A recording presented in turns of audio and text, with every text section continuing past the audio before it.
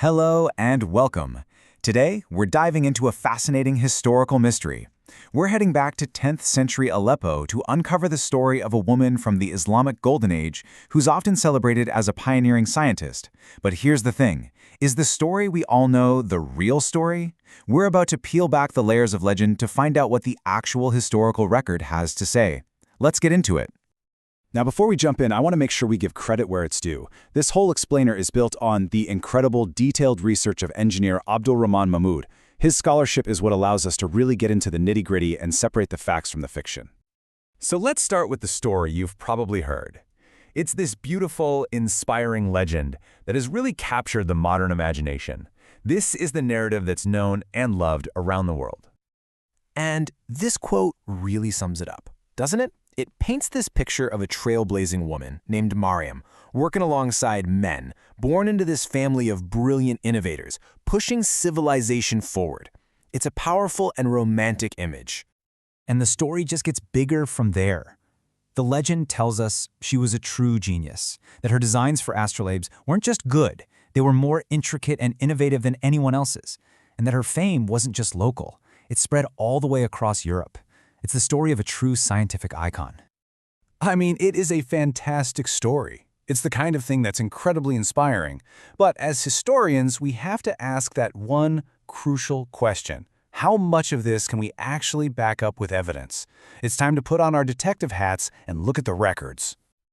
All right, this is where we start to peel back those layers of legend. To find the truth, we have to go right back to the original sources from her time. This is where the real investigation begins.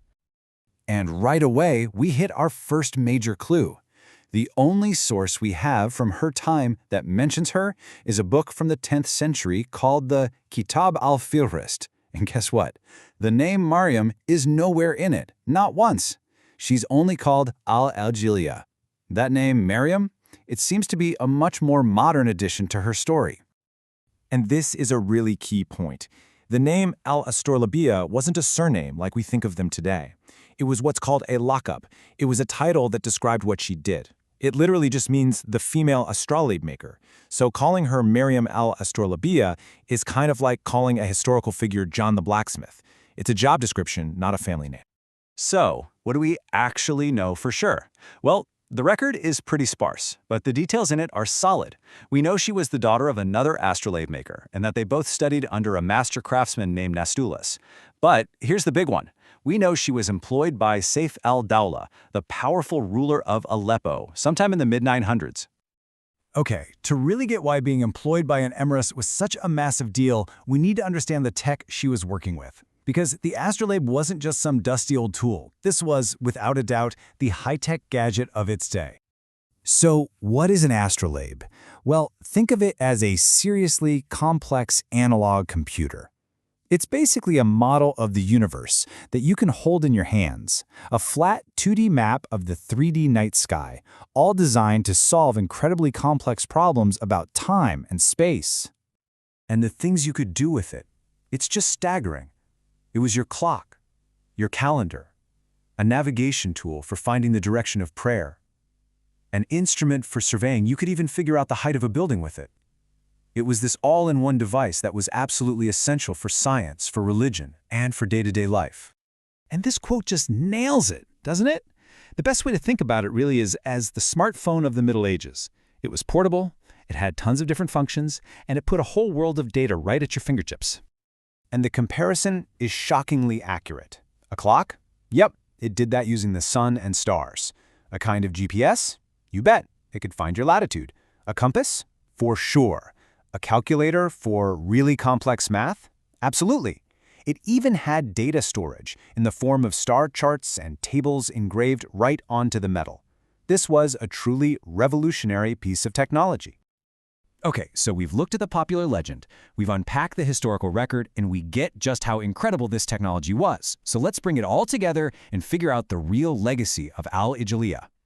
And here it is, side by side. The myth gives us Mariam, the world-famous genius scientist with groundbreaking designs. But the evidence points to a different, though no less impressive person. A highly skilled craftswoman whose real name we don't even know, and whose work was valued right there in her own region. But here's the thing, her real legacy is absolutely incredible. She was a master of a super technical, high-status profession. The fact that the Emir of Aleppo hired her tells you her skills were considered vital, state-level stuff. And maybe the most important part, she is one of the very, very few women who is actually named as a professional instrument maker in the scientific texts of that whole era. She's a tangible link in this amazing chain of scientific progress. And her story, both the real parts and the legendary parts, still resonates today. In a tribute that is just so fitting, an asteroid that was discovered back in 1990 was officially named in her honor, connecting her 10th century work directly to our modern exploration of space. That's it right there. Asteroid 7060 Al-Ijliyah. It's a permanent marker up in the heavens, a testament to this amazing craftswoman from Aleppo who was mapping the stars 1,000 years ago. And all of this leaves us with a really important question to think about. When the historical record is thin and the facts are few and far between, how do we properly honor these figures from the past without creating fictions that might actually hide their real and often more fascinating accomplishments?